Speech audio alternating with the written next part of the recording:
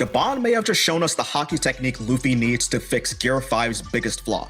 When Gaban damages Sommers, the real magic happens after he's through with him. Sommers' regeneration kicks in, sure, but those injuries take business days to actually heal. This tells us Gaban's Conqueror's Haki application didn't just hit and quit, it stayed behind to keep messing with the wounds. That's why I'm calling it burning Haki. Not because it's literally setting people on fire, but because the damage keeps cooking them long after contact. And if Luffy can learn to use that same principle on himself, then Gear 5 may have a way around its biggest problem. Because if Gaban can make his Haki keep working after the hit, then maybe Luffy can learn how to make his own power keep working between hits. So what exactly is Gaban actually doing differently?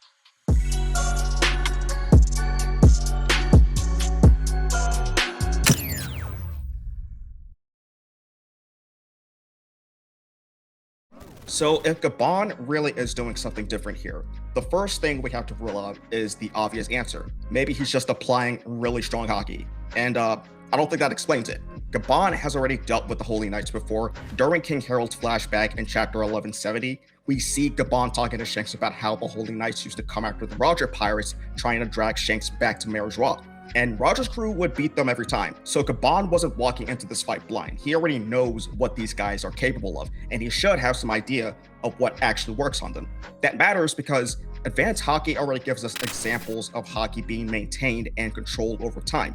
Ryuo, as an advanced form of armament Haki, is built around flowing Haki outward instead of just hardening your body.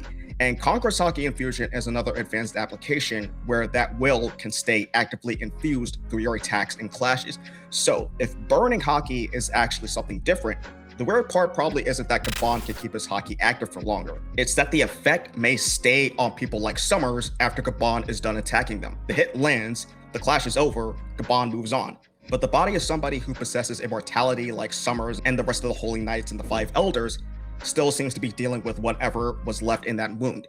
And if that's really what's happening, then suddenly his delayed regeneration makes a lot more sense. The Holy Knight's whole defensive gimmick is that damage doesn't usually stick. You cut them, you crush them, you blow them apart, whatever, and eventually their bodies just put themselves back together. But if Gaban can leave his Conqueror's Haki behind, then Sommers wasn't just healing a wound anymore. His regeneration may have had to keep fighting through an active effect at the same time. So maybe the answer to their immortality isn't just hitting them harder and praying they stay down. Maybe you need to make the damage keep doing its job after the hit. Which is funny because Luffy almost has the exact opposite problem, probably because he forgot to like the video, subscribe, hit the bell, and the hype button, so maybe help him out before we get into that problem.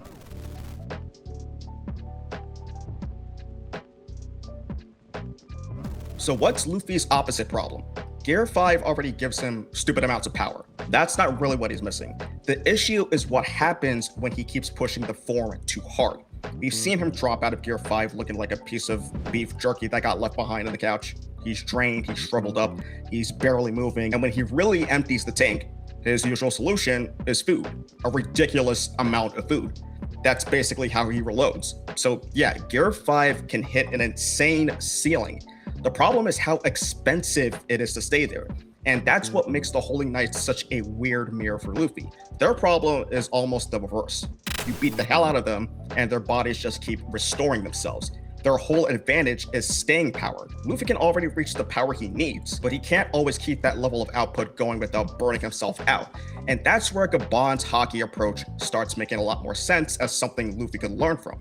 If Gaban has figured out how to make his Conqueror's Haki keep doing its job after the initial attack, then maybe the bigger lesson for Luffy isn't just how to hit harder, maybe it's how to make that power last. Because right now, Luffy seems way better at going completely nuts with Gear 5 than he's using it efficiently. And if Gaban's showing him a way to keep Haki working without consistently dumping everything into one huge output, then that may be exactly what Luffy still needs to figure out.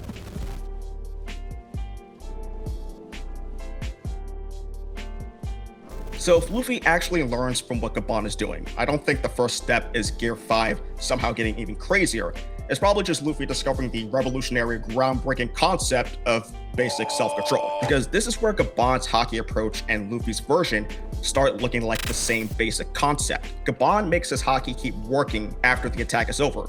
Luffy would make his Haki keep working between attacks. One leaves the effect lingering in the other keeps it going inside Luffy himself. And I think Mini Gear 4 might have already been showing us where Oda's going with this.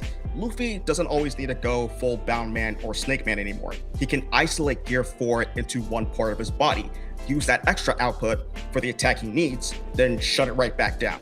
That's a hell of a lot smarter than keeping the whole transformation running just because he might need the power. So Gear 5 could eventually work on the same kind of logic. Keep a lower level of Conqueror's Haki circulating through the body, keep Gear 5 stable, and then crank that shit up when the money shot lands.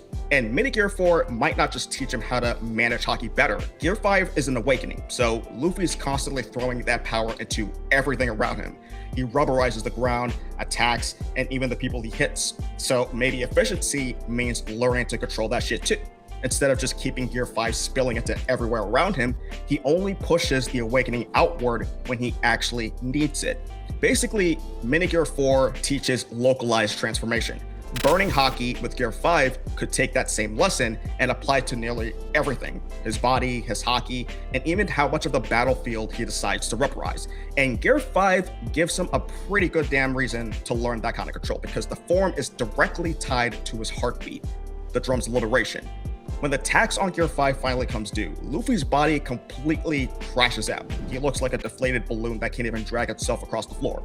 If he pushes it to his absolute limit, the only way to turn off his elderly grandpa mode is to casually eat the fridge, the pantry, and the restaurant's entire supply chain. It makes one thing pretty obvious. Gear 5 costs his body a shitload. So if Luffy can keep his Conqueror's Haki circulating at a steadier level, maybe that helps him keep the drums going without flooring the gas every second until his body taps out. But for now, what's important is that Luffy wouldn't keep that output maxed out the entire time. Then when he actually needs to put one of these Holy Knights down, that's when he spikes it.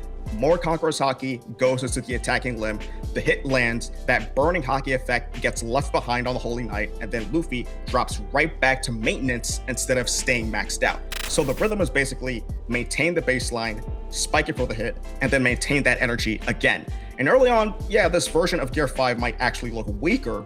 Luffy wouldn't be going apeshit every 5 seconds just because Gear 5 lets him. He would have to pick his moments. So instead of treating Gear 5 like an infinite credit card, Luffy finally starts learning how to budget it. Nami would be proud.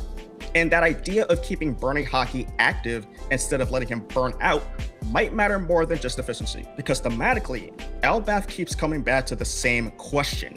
What keeps something burning even when it should have gone out? What keeps that fire alive?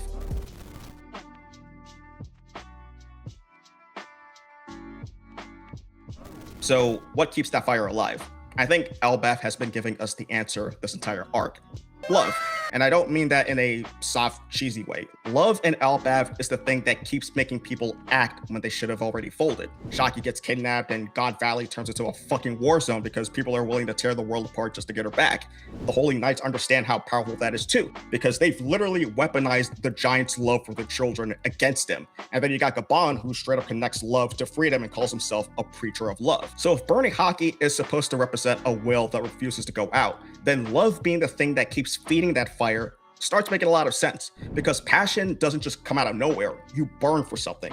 Somebody you want to protect, somebody you refuse to lose, some dreams you care about enough to keep moving even when everything goes to shit. And that's where Sanji gets really interesting. Luffy compares Gaban to what Sanji might be like when he gets older. Yeah, the surface joke is obviously about Sanji being a simp, but Sanji is also the guy whose fighting style literally turns passion into heat. Diable Jamba. Ifrit Jamba. The harder that passion gets, the more of it his body learns to handle and turn into power. So when Gaban is already preaching about love and freedom, while Oda keeps drawing this weird line between him and Sanji, I don't think we should completely ignore what that could mean. Not because Gaban secretly has fire powers or that he's the man marked by flames, no, I don't think so. But because both of them are tied to this idea that passion isn't just something you feel. Willpower in One Piece isn't just an abstract concept. It manifests as actual physical power. But the real secret is that it's all driven by one thing: love. And if Oda really is connecting Gaban's Conqueror's Haki application to the same kind of burning passion we associate Sanji, then there's another question sitting right there.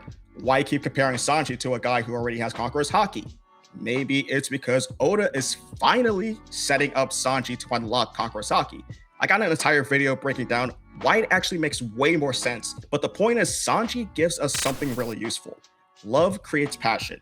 Passion keeps burning, and that burning force can become power, which fits Elbaph thematically almost too well, because the Giants already hold Sun God Nika up as this ideal of freedom. And now Luffy is literally carrying that power. He is Sun God Nika. So if Luffy's next step is learning how to keep that inner fire alive without burning himself out, then burning Haki wouldn't just fit as a combat idea. It fit the arc itself. Elbaph keeps showing us that love is what keeps people moving. Freedom is what gives that will room to breathe. And Nika is sitting right in the middle of all of it. And maybe Oda's real message with burning Haki is having something you love enough to keep burning for. That concept, plus a handful of other seemingly random powers in One Piece, could tie it back to a single hidden power system you probably didn't even realize existed. And I break that entire secret system down in the video right here.